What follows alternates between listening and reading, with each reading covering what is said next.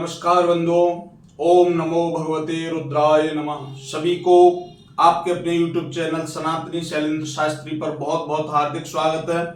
बंधुओं, आज हम चर्चा करने वाले हैं राहु और केतु का जो गोचर है वो 18 मई 2025 से प्रारंभ हो चुका है और राहु और केतु दोनों ही मेष राशि पर आने वाले 1.5 वर्ष में यानी 18 महीने के अंतराल में क्या प्रभाव दिखाने वाले हैं, किस प्रकार से जीवन को परिवर्तित करेंगे, किस प्रकार से आपके भाग्य अंक कर्म अंक को बढ़ावा देंगे, किस प्रकार से दोनों ग्रह जो दोनों छाया ग्रह हैं वो आपके जीवन को किस प्रकार से परिवर्तित करेंगे।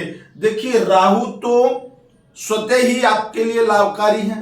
मेष राशि के लिए 11वें स्थान में 11वें भाव में एकादश भाव में राहु का विराजमान होना यानी कुंभ राशि में राहु का विराजमान होना आपके लिए बहुत बड़ा लाभकारी सिद्ध होने वाला है, क्योंकि कुंभ राशि में राहु का विराजमान होना मतलब आपके लिए स्वर्ण की मुद्रिका को देना है, आपके लिए एक बहुत बड़ा उपहार है।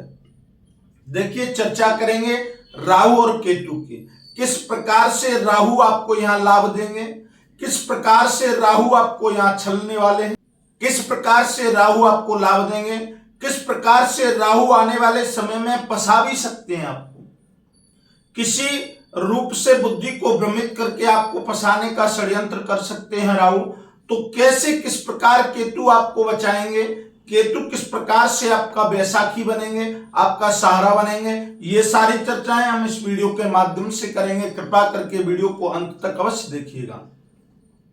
देखिए, राहु और केतु दोनों ही एक ही ग्रह हैं, यानी स्वर भानु नाम के एक राक्षस थे। इनको भगवान विष्णु ने अमृत पान के समय 2 भागों में विभक्त कर दिया था। तो मान के चलिए एक ही व्यक्ति के 2 भाग हैं, सिर तो है राहु और धड़ है केतु।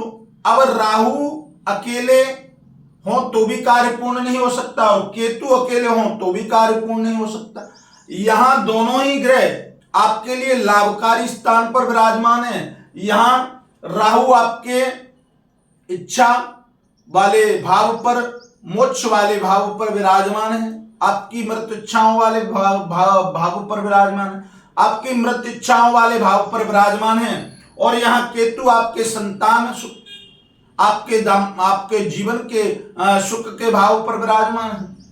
तो यहाँ दोनों ही ग्रह आपके लाभ वाले स्थान पर विराजमान है। तो आपको अवश्य 1.5 वर्ष के अंदर लाभ की प्राप्ति होगी। थोड़ा आपको संभल के और विचार करके विवेक से चलना होगा। जिस स्थान पर राहु आपको फंसाते हुए नजर आएंगे उस स्थान पर केतु आपका सहारा बनके प्रकट हो जाएंगे। चर्चा करते हैं पूरी।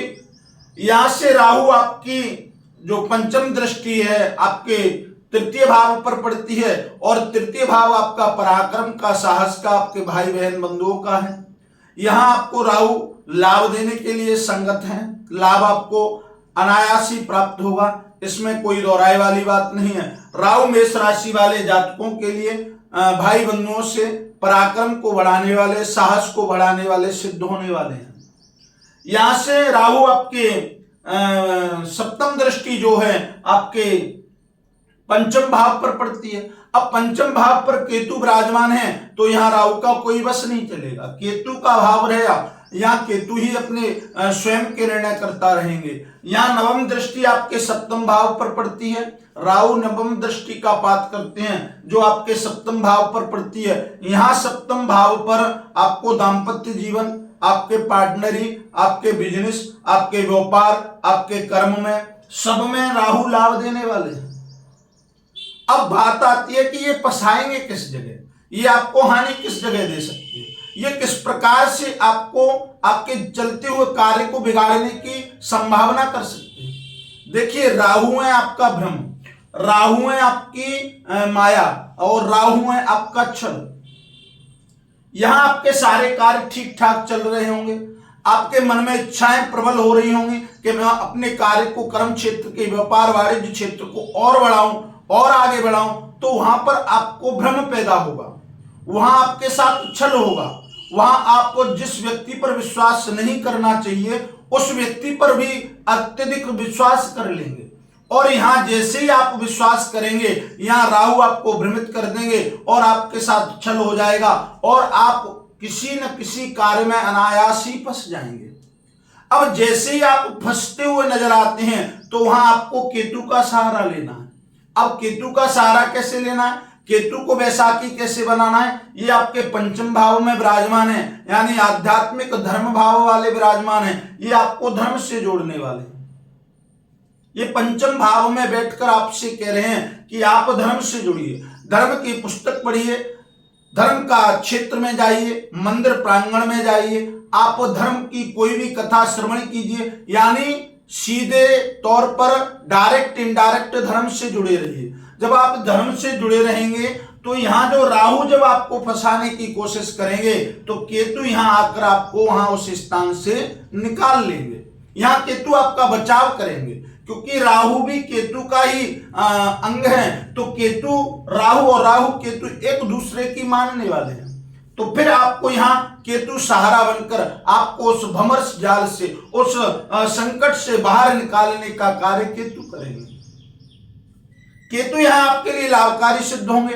1.5 वर्ष के अंदर में मेष राशि वाले जातकों को अत्यधिक लाभ की प्राप्ति होगी। सिर्फ और सिर्फ करना क्या है, केतु और राहु दोनों को संयोजित करते हुए चलना है। राहु उधर आपको लाभ देते हुए नजर आएंगे तो केतु का भी आपको आध्यात्मिकता के साथ सहारा लेना है, क्योंकि ये धड़ है और बिना धड़ के आपकी बुद्धि कार्य नहीं कर सकती है। क्योंकि बिना धड़ के सिर कैसे कार्य करेगा, जब भोजन आपके अंदर शरीर के अंदर प्रवेश नहीं होगा, भोजन आपके शरीर के अंदर नहीं जाएगा तो बुद्धि को वो ऊर्जा नहीं मिलेगी, एनर्जी नहीं मिलेगी और विवेक आपका कार्य नहीं करेगा और आप किसी कार्य में पारंगत नहीं हो पाएंगे। इसलिए केतु का भी साथ लेते हुए और राहु का सहयोग प्राप्त करके इन 1.5 वर्ष में मेष राशि वाले जातकों को पूर्णतः से लाभ प्राप्त कर लेना है।